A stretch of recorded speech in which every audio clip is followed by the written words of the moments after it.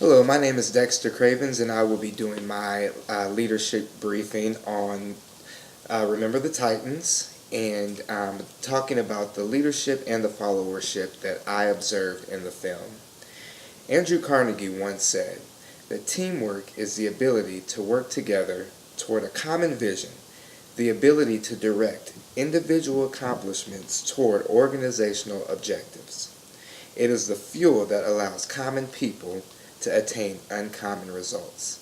I felt that that quote was very fitting for the movie Remember the Titans because you have a group of people that normally would not work together, all coming together to do the unthinkable, which is join African Americans and Caucasians together at a time where that just really didn't happen. Not only did you have culture and society going against you, you also really just had insecurities within yourself and wondering, why.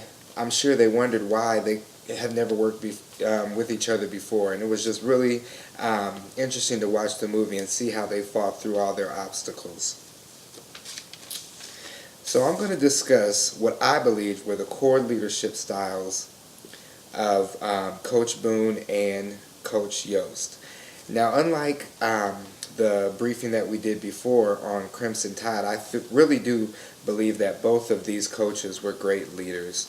In the other film, you had Denzel Washington, who was doing the right thing by trying to prevent a nuclear war, and then you had the captain that was just really trying to be an aggressor and start a war before he even really knew if that was the true command.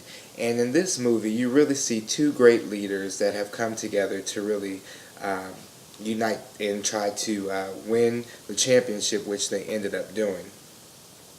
So, I feel that Coach Boone's leadership style was democratic leadership, which is defined as leaders that make the final decision, but they include team members in their decision making process. They encourage creativity, and people are often highly engaged in projects and decisions.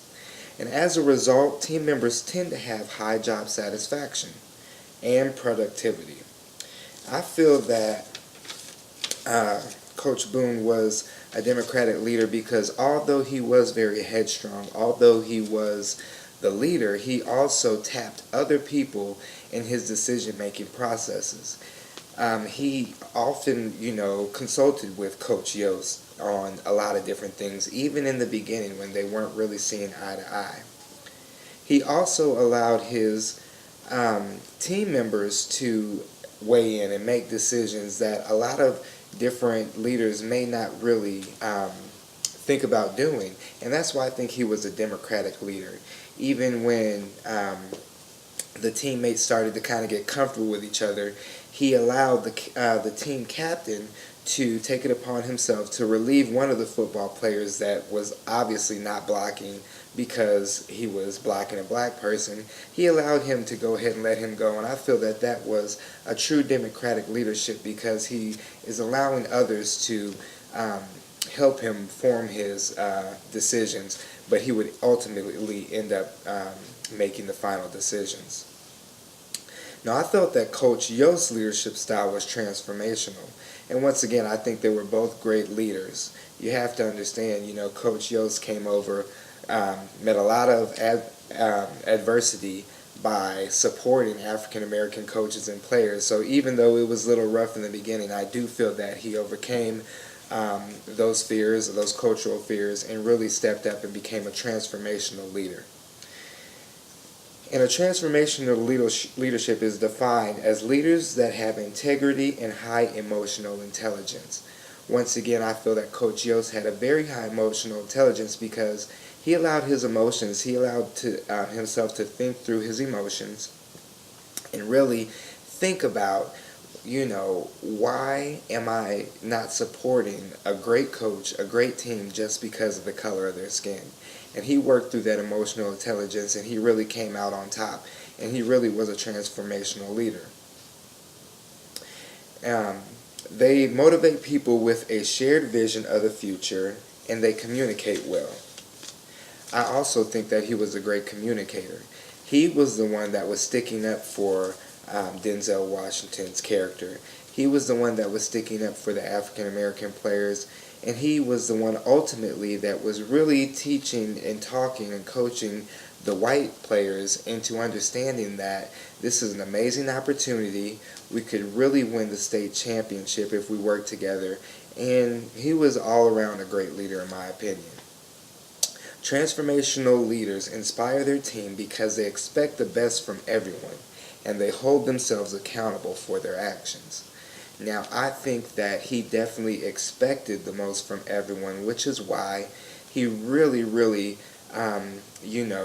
frowned upon the white players when they weren't doing their work or where they were intentionally not engaged in the game because they were on a white and a black team.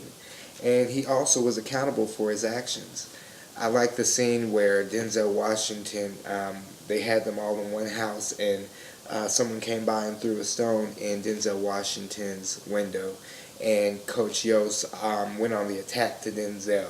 And then Denzel explained to him, this is a step into my world. You just spent one night in the entire lifetime that I've been living with this hate and this oppression.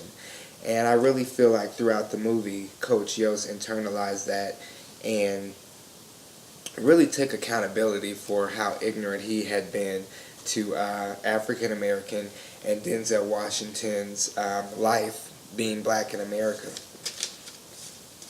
Now, what leadership styles in the movie would you want to emulate? I would want to emulate both democratic and transformational. I am a firm believer in democratic leadership because there's always people around you that are going to know more or be experts on certain topics that you're just not that well versed in.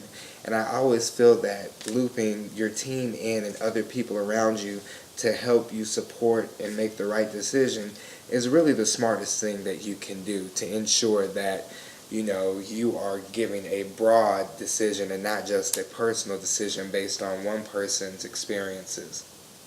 I would also want to be transformative in the sense that I would want to be genuine and I would want to inspire others. Now, I would not want to be the other coaches that quit because of racial tensions. The coaches that Coach Yost brought with him ended up walking out on the team and ended up missing out on the opportunity to have a state championship underneath their belt because they had to work with black people. Now, according to Kelly's fellowship description, select a scene and describe the type of follower depicted and speak to the type of leadership style used in conjunction with the follower.